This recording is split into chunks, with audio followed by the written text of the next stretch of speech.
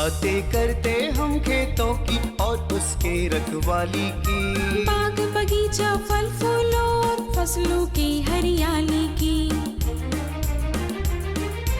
हम बीजों की बातें करते उत्तम जल संसाधन की, हम तकनीकी बातें करते फसलों के उत्पादन की। हर किसान का सपना सच हो जीवन सुखद बनाने को, गाँव-गाँव के हर आंगन का प्यारा सा ये दर्शन।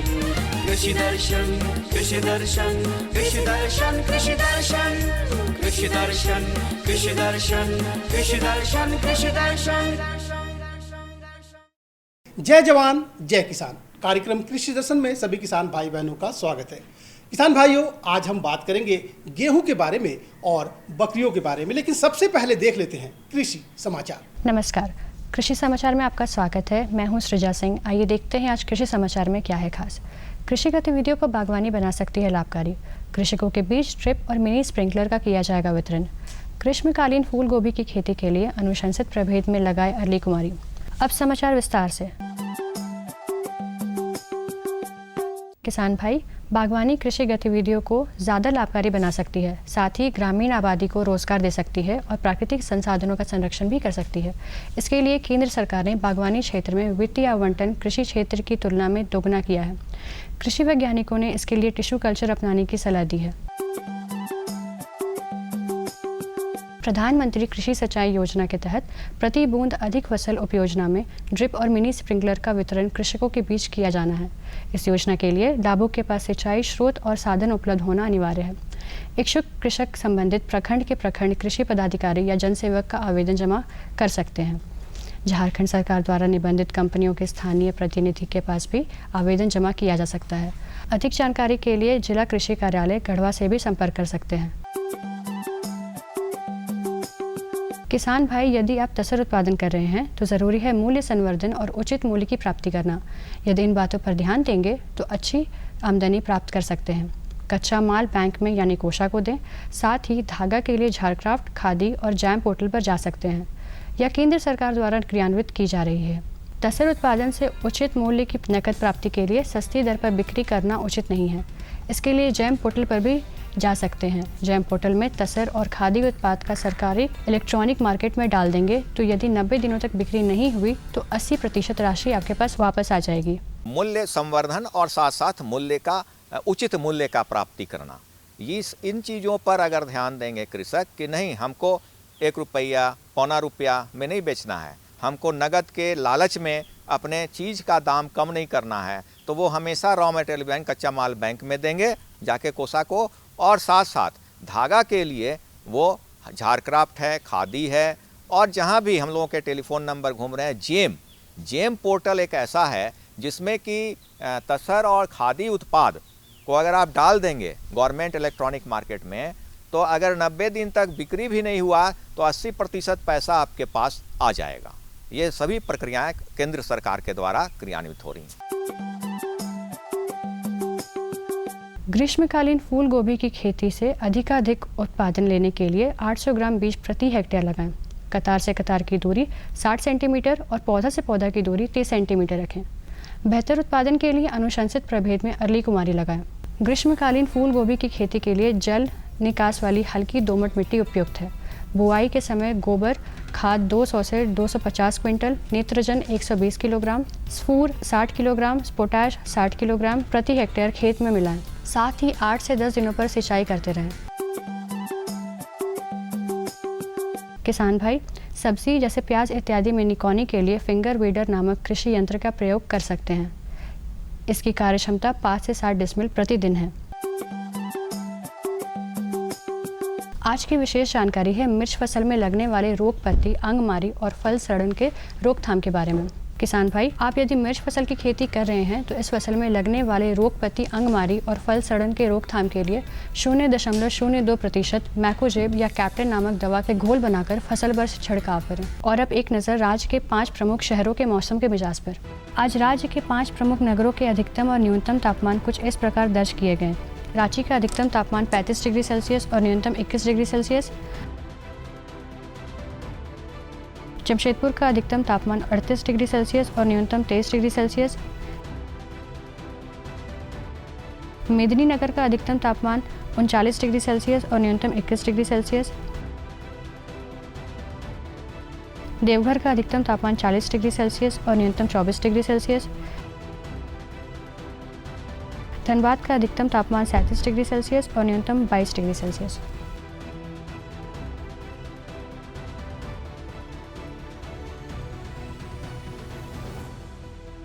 कृषि समाचार में आज इतना ही। अगले दिन अगले अंक में फिर मुलाकात होगी कुछ ताज़ा तरीन खबरों के साथ। तब तक के लिए दीजिए इजाज़त। नमस्कार, जोहार। किसान भाइयों, आप अपने खेतों में गेहूं की कटाई कर रहे हैं।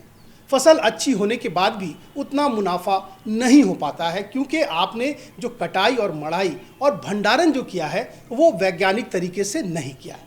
तो ऐसे में आपको मुनाफा कम होता है। अगर आप इसी को वैज्ञानिक तरीके से करेंगे तो मुनाफा आपका बढ़ सकता है। यकीन नहीं होता? चलिए अपने विशेषज्ञ के पास चलते हैं। हम जिस जतन से गेहूं उपजाते हैं उसी जतन से हमें गेहूं के 100% उपज को घर तक लाना चाहिए। कई बार सही तरीके से कटाई, मड़ाई और भंडारण नहीं होने के कारण 8 से 10% गेहूं बर्बाद हो जाता है। इससे किसान भाइयों का समय, श्रम और धन तीनों की हानि होती है। इससे बचने के लिए राज्य के किसान कुछ सावधानियों पर ध्यान दें। गेहूं के परिपक्व होते ही उसकी कटाई कर लें। हम आप पहुँचे हैं आप सबके लिए बहुत अच्छी जानकारी लेने के लिए अपने कृषि विज्ञान केंद्र दिव्यान में। और यहाँ हमारे साथ मौजूद है डॉक्टर नेहा राजन, और ये आपको बहुत ही एक महत्वपूर्ण विषय पे पूरी जानकारी देंगी। किसान भाई, अभी गेहूं कटने का समय आ चुका है, तो इसकी जानकारी आपको पूरी तरह से हो, जिससे आप अच्छे से अपनी गेहूं फसल की कटाई कर उसका भंडारण कर सकेंगे। मैम, सबसे पहले हमारे किसान भाइयों को ये बताइए कि जो गेहूं का अभी कटने का समय हो चुका है, तो मतलब उचित समय क्या होगा और वो कैसे किस तरह से काटेगी ताकि उनकी फसल को कहीं से भी क्षति ना पहुंचे और वो अच्छे से उसका देखभाल करते हुए उसको कटाई कर सके। पहले हम लोग बात करते हैं किस तरह से कटाई होनी चाहिए। मेन चीज़ है कि कटाई, गेहूं के उत्पादन का जो 8% भाग है वो कटाई उपरांत अच्छे से प्रबंधन नहीं होने की वजह से नष्ट हो जाता है, जिसका कारण जीव जंतु होती हैं। और इस हानि को हम लोग कम कर सकते हैं सही प्रबंधन के द्वारा। सही प्रबंधन का मतलब हुआ कि गेहूं को अच्छे से सही अवस्था पर उसकी कटाई करना, उसका सही तरीके से सुखाई करना और उसका सफाई करना, साथ ही भंडारण के समय उसकी उचित व्यवस्था करना। तो इन सारी चीज़ों को अगर हम सही तरीके से प्रबंधन कर सकें तो हम लोग इस क्षति को कम कर सकते हैं। तो जैसे ही गेहूं, अभी जो समय है गेहूं के पकने का है, अभी परिपक्व अवस्था में है गेहूं, और हम लोग को ये देखना है कि उसकी दाने सख्त हुए हैं कि नहीं। और उसके बाद फिर ये देखा जाता है कि गेहूं में भी नमी की मात्रा जो हो वो 20% से कम हो। तो ये जो समय होता है वो गेहूं की कटाई का सही समय होता है। और चूँकि यहाँ पर हम लोग गेहूँ छोटे छोटे भाग में लगाते हैं, चूँकि झारखंड में, तो जनरली जो किसान भाई है हंसुओं का प्रयोग कर सकते हैं कटाई के लिए। साथ ही रीपर, अगर खड़ी अवस्था में गेहूँ की फसल है तो रीपर का भी प्रयोग किया जा सकता है। और अगर थोड़े से बड़े भूभाग में हम लोग लगाते हैं गेहूँ को तो उसके लिए आप कंबाइन हार्वेस्टर का उपयोग कर सकते हैं। कंबाइन हार्वेस्टर से एक ही साथ कटाई, मड़ाई और उसकी ओसाई हो जाती है। तो इसलिए जहाँ बड़े भूभाग में गेहूँ की खेती की जाती है वहाँ कंबाइन हार्वेस्टर का भी उपयोग किया जा सकता है। भंडारण के बाद गेहूं में घुन और फफूंद लगने का खतरा रहता है। इन दोनों समस्याओं के रोकथाम के लिए भंडारण से पहले गेहूं को अच्छी तरह से तैयार कर लें। इसके लिए थ्रेसिंग के बाद प्राप्त गेहूं के दानों को धूप में अच्छी तरह से सुखा लें। नमी अधिक होगी तो फफूंद लगने की समस्या होगी। इसके अलावा गेहूं के ढेर में मौजूद खरपतवार और अन्य कृषि अवशेषों को सावधानीपूर्वक हटा दें। पूरी तरह से सूखा और साफ गेहूं भंडारण के लिए उपयुक्त है। सबसे पहले हम लोग ये जानेंगे कि जैसे भंडारण के समय क्या समस्याएं आती हैं। समस्याएं ये हैं कि गेहूं की फसल, गेहूं का जो दाना होता है उसमें जो खपरा बीटल नाम का कीट होता है वो सबसे ज़्यादा अटैक करता है, या उसको हम लोग घुन के भी नाम से जनरली जानते हैं। तो इसका अटैक काफ़ी ज़्यादा होता है और जो गेहूँ को नुकसान पहुँचाता है। ये गेहूँ के ऊपरी आवरण को छेद करता है और अंदर की तरफ घुसकर और बीज के आंतरिक भागों को खाता है और गेहूं को खोखला कर देता है। इससे काफ़ी मात्रा में गेहूं का नुकसान हो जाता है। और अगर सही समय पे हम लोग कटाई नहीं करते हैं, अगर गेहूं में नमी की मात्रा अधिक होती है तो उससे कवक की भी संभावना ज़्यादा बढ़ जाती है भंडारण के समय। तो इन सब चीज़ों को हम लोग को अगर रोकना है तो गेहूं को सबसे पहले अच्छे तरह से जब कटाई करने के तुरंत उपरांत उसका ये आप थ्रेशिंग फ्लोर पे उसको अच्छे से सुखा ले। सुखाने के बाद उसका अच्छे से सफाई कर ले। सफाई करने के उपरांत उसको भंडारण के लिए ले जाएं। भंडारण के लिए हम कुछ वैज्ञानिक तकनीक में जाएंगे, जैसे कि सबसे पहले जनरली हम लोग GI सीड से बने हुए 0.5 mm के जो सीड बीन होते हैं उसका उपयोग करें किसान भाई, जिससे कि उसमें भंडारण बहुत अच्छे से किया जा सके। किसान भाइयों, भंडारण के लिए गेहूं तैयार कर लिए हों तो उसे वैज्ञानिक विधि से भंडारित करें। सबसे पहले भंडार गृह की साफ सफाई करके विसंक्रमण करें। इसके लिए भंडार कक्ष में धुआं कर सकते हैं। साथ ही मालाथियोन या स्पाइनोसेट दवा के घोल का छिड़काव कर सकते हैं। जनरली जो किसान भाई सामान्यतः यहाँ पे बोड़े का इस्तेमाल करते हैं, तो बोड़े को इस्तेमाल अगर करना है तो जनरली हम लोग पुराने बोड़े का इस्तेमाल करते हैं, तो उसका हम लोग उपचार करके ही पुराने बोड़े का इस्तेमाल करें। जैसे कि अगर उपचारित करना है बोड़े को तो उसको या तो मेलाथियोन से उपचारित कर लें या स्पाइनोसेट से उपचारित कर लें। 2 ml प्रति लीटर पानी में घोल बनाकर बोड़े को उसमें भिगो दें और उसके बाद उसको बोड़े को छाँव में अच्छी तरह से सुखाकर उसमें अनाज को भरें। तो इस तरह से आप कीट के संक्रमण को रोक सकते हैं। इसके अलावा जहाँ पे भंडार हम लोग को भंडारण करना है, जैसे कि भंडार गृह, वहाँ उसको भी उपचारित करना बहुत ज़रूरी होता है, क्योंकि वहाँ पे कई तरह के संक्रमण होते हैं, कीड़े मकोड़े होते हैं, तो उसका भी उपचारित करना है। और उसके लिए भी इसी घोल का मिश्रण तैयार करेंगे। 2 ml प्रति लीटर पानी में स्पाइनोसेट या मेलाथियोन का प्रयोग करें और प्रति 100 वर्ग मीटर पर 3 लीटर का छिड़काव करके पूरे रूम को उपचारित कर लें। और वहाँ पर फिर आप बोड़े को छल्ले के ऊपर, मतलब कि कोई प्लेटफॉर्म होना चाहिए, चाहे वो बांस का हो चाहे वो पत्थर ये ईंट का प्लेटफॉर्म बना सकते हैं। और मेन चीज़ ये होता है कि ज़मीन से डायरेक्ट बोड़े को नहीं रखना चाहिए, 10 से 12 इंच की ऊंचाई पर उसको रखें और दीवार से भी हटा कर रखें। भंडारित गेहूं में कीटों के रोकथाम के लिए रासायनिक विधि भी अपना सकते हैं और जैविक विधि भी। रासायनिक विधि में गेहूं के साथ सल्फास रखें, जबकि जैविक विधि में गेहूं के साथ सिंदुआर, करंज या नीम की पत्तियां रखें। इससे भंडारित गेहूं में कीटों का प्रकोप नहीं होगा। साथ ही जब हम लोग ये भी देखें कि जब भंडारण कर रहे हों तो उसमें अगर प्राकृतिक रूप से करना है तो जो सिंदुआर है, करंज का पत्ता, नीम का पत्ता को छाँव में सुखाकर उसका उपयोग कर सकते हैं किसान भाई। अगर गेहूं को हम लोग बीज के लिए भंडारित कर रहे हैं तो करंज का तेल का इस्तेमाल कर सकते हैं। गेहूं को दानों को 1 kg प्रति दाना 10 ml करंज का तेल मिलाकर और लेपित करके उसको बोरे में भरकर रख सकते हैं। इससे कीड़ा का आपका संक्रमण नहीं होगा। तो इस तरह से गेहूं की हम लोग भंडारित कर सकते हैं। तीसरी चीज़ है कि अगर रासायनिक विधि में हम लोग जाएं भंडारण के, तो उसमें हम लोग प्रति टन सल्फास की 1 टिकिया का इस्तेमाल कर सकते हैं, उससे धूम्रीकरण कर सकते हैं। तो रासायनिक विधि में हम लोग सल्फास का भी उपयोग कर सकते हैं। इस तरह से भंडारित करें। साथ ही हम लोग को ये देखना है कि जिस जगह पर भंडारित करें वहाँ पर किसी प्रकार की दरारें ना हो, कहीं छेद ना हो, जिससे कि कोई नमी या कीड़े मकोड़े ये सब का उस भंडार गृह में ना प्रवेश कर पाए, जिससे कि गेहूं हमारे लंबे समय तक सुरक्षित रख सके। किसान भाइयों, गेहूं की कटाई का समय आ चुका है। कृषि विशेषज्ञों ने जो जानकारी दी उसका पालन करते हुए गेहूं की कटाई, मड़ाई और भंडारण करें। आप गेहूं की पूर्ण आर्थिक उपज लेने में सफल होंगे और आपको ज़्यादा से ज़्यादा लाभ होगा। गर्मी ने दस्तक दे दी है और ऐसे में आपके पशुओं की देखभाल जरूरी है।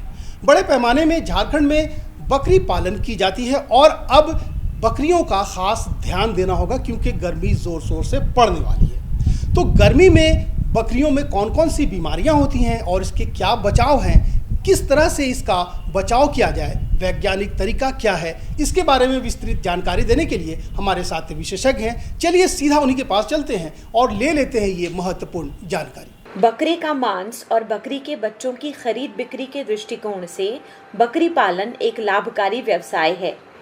झारखंड के ग्रामीण क्षेत्रों के अधिकांश घरों में घरेलू बकरी पालन किया जाता है, लेकिन हाल के दशकों में राज्य में तेजी से व्यवस्थित और व्यावसायिक बकरी पालन उभर रहा है। बकरी पालक भाइयों, गर्मी के मौसम में बकरियों को तेज धूप और गर्म हवा के दुष्प्रभाव से बचाने पर ध्यान दें। जैसा कि हम लोग सभी जानते हैं, अभी पशुपालन के क्षेत्र में बाकी जो भी व्यवसाय हो रहा है उसमें से बकरी पालन झारखंड के लिए एक महत्वपूर्ण स्थान रखता है और ये एक अच्छा उद्योग का धंधा लेते जा रहा है। और कुछ दिनों में देखें तो ये बहुत तेज़ी से एक व्यवसाय का रूप ले रहा है। जी हाँ किसान भाइयों, जो बकरी पालन को एक व्यवसाय के रूप में अपनाए हुए हैं या जो छिटफुट भी रखे हुए हैं, तो इस गर्मी के मौसम में विशेष करके कुछ अलग प्रबंधन करने की आवश्यकता होती है, जिससे कि हम बाकी मौसम में जिस तरह से बकरियों की बढ़ोतरी दर होती है या जिस तरह से हम लाभ लेते हैं उस तरह के लाभ को हम लोग मेंटेन कर सकें। उसके लिए कुछ थोड़ी सावधानी लेने की आवश्यकता पड़ती है। तो किसान भाइयों, ये हम बताते चलें कि ये जो गर्मी का मौसम का जो प्रभाव है, यानी कुप्रभाव हवा के झोंके का या अधिक गर्मी का जो प्रभाव है, ये बकरियों के सभी उम्र के बकरियों में ऐसे पड़ता है, पर अधिक उम्र के बकरियों में और बहुत कम उम्र के बकरियों में इसका प्रभाव अधिक दिखाई पड़ता है। हालांकि ये नस्ल के अनुसार भी अगर बात करें तो सभी नस्लों के बकरियां इस गर्मी के जो हीट स्ट्रेस है या गर्मी का जो प्रभाव है इससे प्रभावित होती हैं। फिर भी जो हमारे जो बड़े नस्लों के जैसे जमुनापारी हो गए या बीटल, सिरोही के संकर नस्लें या पूर्ण रूप से जो उसके प्योर नस्लें हैं, उन सबों में हमारे यहाँ की झारखंड की जो ब्लैक बंगाल नस्ल की बकरियां हैं इनसे अधिक प्रभावित होने की संभावना रहती है। तो किसान भाइयों, ब्लैक बंगाल नस्ल की बकरियां जो यहाँ पे झारखंड, बिहार और उड़ीसा के कुछ भागों में तथा बंगाल के कुछ भागों में पाए जाते हैं, उन सबों में जो समर स्ट्रोक है यानी जो गर्मी का जो प्रभाव है ये बाकी नस्लों की अपेक्षा थोड़ी कम होती है। बकरी पालक भाइयों, बकरियों पर तेज गर्मी का दुष्प्रभाव पड़ा हो तो उसके लक्षणों की जानकारी रखें, तभी हम उसका समुचित उपचार कर सकेंगे। गर्मी लगने से बकरियां सुस्त पड़ जाती हैं, छाया में रहना चाहती हैं, खाने में कम और पानी पीने पर अधिक ध्यान देती हैं, चरने में रुचि कम हो जाती है, साथ ही दूध उत्पादन और प्रजनन क्षमता कमजोर हो जाती है। इसके प्रभाव को पहचानने के लिए किसान भाइयों, सबसे पहले हमको इसका जो प्रभाव पड़ रहा है उसको पहचानने के लिए कुछ खास लक्षण पर ध्यान देने की आवश्यकता होती है। तो जो विशेष लक्षण है उन सबों पे अगर हम देखें तो उसके अनुसार जल्द ही मेरी जानवर की पहचान हो जाएगी कि ये जानवर गर्मी से प्रभावित हो रहा है। तो उन सब लक्षणों में जो मुख्य लक्षण है वो इस प्रकार हैं। जैसे आपके जो प्रभावित बकरियां हैं, जो गर्मी के प्रभाव से जो बकरियां प्रभावित हो रही हैं, वो थोड़ी सुस्त दिखेंगी। बाकी जो झुंड है उन सबों के साथ चरने के लिए नहीं जाएंगी या चरने जा रही हैं उन बकरियों से पीछे रहेंगी। ये थोड़े समय के अंतराल में ये छाया में रहना चाहेंगी। तो कहने का मतलब ये जो चरने में जो रुचि है ये काफ़ी कम हो जाएगा। इनका जो शरीर का जो रुआं है, जैसे चिकनापन रहता है, वो नहीं दिखाई पड़ेगा, ये काफ़ी खड़ा दिखाई पड़ेगा। कभी कभी जो इनके नाक के बीच का जो मजल है यानी थुथना जिसको कह रहे हैं वो भी सूखा हुआ नज़र आएगा। अधिकतर पानी पे अपना ध्यान रखेगी, खाने पे ध्यान कम रहेगा। जो दुधारू बकरियां हैं, जो बच्चे जिनको दूध पिला रहे हैं, उन बकरियों में दूध कम होने लगता है, जिससे कि बकरियों के जो मेमने हैं उनको पालने में काफ़ी परेशानी होने लगती है। ये देखेंगे इसका जो इन सब पे उनका जो शरीर वृद्धि दर है वो तो मार खाता ही है, इसके साथ साथ इसका प्रजनन जो प्रबंधन है यानी प्रजनन जो क्षमता है उस पर भी काफ़ी असर दिखाई पड़ता है। बकरियां समय पर हीट में नहीं आती हैं, हीट में आती हैं तो वो माने पाल नहीं रखती हैं, यानी जो कंसेप्शन रेट है वो काफ़ी कम हो जाता है। बकरियां हर पीरियड में एक बार पाल दिलाते हैं तो 2-3 बार पाल दिलाने की आवश्यकता पड़ती है। इसके अलावा कुछ गर्भवती बकरियों में गर्भपात की भी संभावना दिखती है। गर्मी के प्रकोप से बकरियों को बचाने के लिए उनके आवास, आहार और रोगोपचार प्रबंधन पर ध्यान दें। साथ ही रोजमर्रा के रहन सहन में मौसम के अनुकूल परिवर्तन करें। गर्मी में सबसे ज़्यादा खतरा लू से होता है। इससे बचाव के लिए बकरियों के आवास के खिड़की दरवाजे को दिन में तेज धूप की अवधि में बोरा, पुआल या सूखी पत्तियों से ढक दें। कुछ उचित प्रबंधन के साथ अगर इसकी व्यवस्था माने अच्छा से प्रभावी ढंग से इनकी व्यवस्था न करें तो जो बकरी व्यवसाय है इसमें जो वांछित लाभ होना चाहिए वो हमें नहीं मिल पाता है। तो इसके जो गर्मी का जो प्रभाव है यानी जो कुप्रभाव कहें तो हीट स्ट्रोक का जो प्रॉब्लम है इसको पाटने के लिए नहीं, इसको प्रबंधन के लिए कुछ छोटी छोटी बातों पे ध्यान देना पड़ता है हमें। इनको हम कई भागों में बांट के भी प्रबंधन कर सकते हैं। जैसे होता है कि पहला तो आप आवास प्रबंधन पर ध्यान रखें, फिर खाने पीने का जो प्रबंधन है उस पर रखें, फिर जो रोग या जो डिजीज है मैनेजमेंट की बात करें उन सबों पे। इसके अलावा जो हमारा डे टू डे लाइफ का जो प्रतिदिन का जो केयर एंड मैनेजमेंट का देख रेख की है ये सब की बातों पर हम अगर थोड़ा थोड़ा बदलाव करें तो हम आसानी से इस गर्मी के प्रभाव से निजात पा सकते हैं। तो किसान भाइयों, जैसे हम ये आवास प्रबंधन की बात कर रहे थे, तो आप कोशिश करें कि आपके बकरियों का आवास, विशेष करके जो दिन में जहाँ पर हम रख रहे हैं, विशेष करके 10 बजे से 3-4 बजे के बीच में जहाँ पर हम बकरियों को रख रहे हैं, उस आवास में आप जो खिड़की दरवाजे पर हवा के आर पार होने के लिए जो खुले छोड़ रखे हैं, उन सबों पे आप सीधी तौर पे गर्म हवा का झोंका आपके बकरी आवास के अंदर ना आ पाए, इसका आप निश्चित तौर पे ये उचित प्रबंधन करें। इसके लिए आप जैसे फटे पुराने बोरे हो गए या कपड़े हो गए या कोई पुआल का टाट बना के या फिर कोई पत्ता वगैरह का एक घना चादर बना के आप खिड़की दरवाज़ा में दे सकते हैं। और बहुत ज़्यादा अगर 40 डिग्री के पार टेम्परेचर जा रहा है तो आप कोशिश करें उसमें 2-3 बार दिन पे पानी का छींटा दे के वो बोरे को या जो टाट बना रखे हैं उसको भिंगा दें। घर के अंदर में अब जो रखें, कोशिश करें कि घर के आवास के अंदर ही पीने के पानी का व्यवस्था रखें, और पीने की पानी की व्यवस्था भी अगर दिन में आप 2-3 बार बदल देते हैं तो ये अच्छा रहता है बनिस्बत एक ही बार पूरा पानी दे देने के। बकरियों को गर्मी के प्रकोप से बचाने में संतुलित और पौष्टिक आहार रक्षा कवच का काम करता है। बकरियों को प्रतिदिन के हिसाब से कुल आहार का 80% दाना सुबह और शाम के वक्त दें। दिन में हरा चारा दें। गर्मी में मिनरल मिक्सचर की मात्रा बढ़ा दें। साथ ही गर्मी के असर को कम करने के लिए नमक भी दें। इसके अलावे रोग व्याधियों से बचाव के लिए हर वर्ष एक बार PPR और चेचक का टीका दिलाएं। ध्यान रहे 2 टीकों के बीच न्यूनतम 20 दिन का अंतराल जरूर हो। खान पान में थोड़ी बहुत बदलाव करके भी ये जो गर्मी का प्रभाव है इसको हम बचा सकते हैं। जैसे खाने पीने में आप कोशिश करें सुबह और शाम को ज़्यादा खाना दें, या अधिकतर कोशिश करें जो सूखा चारा या जो कॉन्सेंट्रेट मिक्सचर दे रहे हैं, बैलेंस डाइट के लिए दाना मिश्रण दे रहे हैं, तो उसको आप रात के खाने पे दें। दिन में आप कम से कम दें। दिन में अधिकतर हरा चारा जो पत्ते वगैरह दे रहे हैं उन सबों को ही दें। और बात कर रहे थे हम जैसे डिजीज़ मैनेजमेंट पे, तो इस समय पे बहुत ज़्यादा ये जो बीमारी होते हैं, संक्रामक बीमारी के आने की संभावना थोड़ी कमी होती है, लेकिन फिर भी जो किसान भाइयों विशेष करके जो PPR और गोट पॉक्स की जो चेचक की टीका नहीं करा पाए हैं तो वे इन दोनों टीकों को करवाने में ज़रूर अपना ध्यान रखें। इस मौसम में चेचक की भी संभावना काफ़ी बढ़ जाती है। तो ये जो गोट पॉक्स जिसको हम जो चेचक की बात कर रहे थे गोट पॉक्स के नाम पे जानते हैं, और दूसरा जो PPR की बात कर रहे थे, ये दोनों ही सालाना दिए जाने वाला वैक्सीन है। अगर आप दे चुके हैं तो 1 साल तक रिपीट करने की आवश्यकता नहीं है। अगर आप नहीं दिए हैं तो जितना जल्दी हो सके इन वैक्सीन को आप अपने बकरियों में करवाएं, और दोनों वैक्सीन के बीच में कम से कम 15 से 20 दिनों का अंतर अवश्य रखें। ऐसे ये कोई भी वैक्सीन जब आप करवाते हैं तो कम समय पे नहीं कर, कम से कम 15 से 20 दिन का अंतर आप लोग अवश्य रखें। साथ साथ किसान भाइयों, चलते चलते मैं ये कहूँगा कि जो आप खाने पीने का जो भी सामान व्यवहार कर रहे हैं उसमें से इस मौसम में मिनरल मिक्सचर की मात्रा थोड़ी बहुत जितना देते हैं आप उससे कम 10 से 20% मात्रा बढ़ा दें। मतलब प्रति एडल्ट बकरियों में अगर 10 से 20 ग्राम मिनरल मिक्सचर की मात्रा देते हैं तो उसके अलावा मिनरल मिक्सचर के अलावे आप जो कॉमन सॉल्ट है, जो खाने में जो नमक हम यूज़ करते हैं, उसकी भी आप उपयोग करके गर्मी के प्रभाव को थोड़ा कम कर सकते हैं। बकरी पालक भाइयों, बकरी पालन से अधिकाधिक लाभ लेने के लिए बकरियों का स्वस्थ रहना जरूरी है।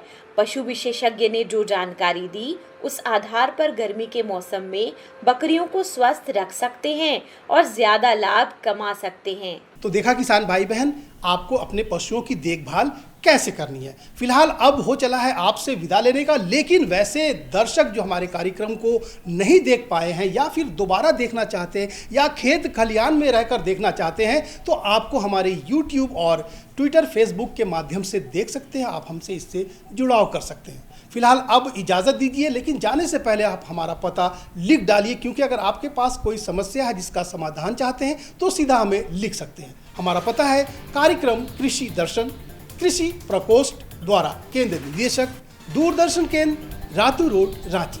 पिन संख्या 834001। तो रहेगा हमें बेसब्री से आपके खतों का इंतज़ार। तब तक के लिए इजाज़त, नमस्कार।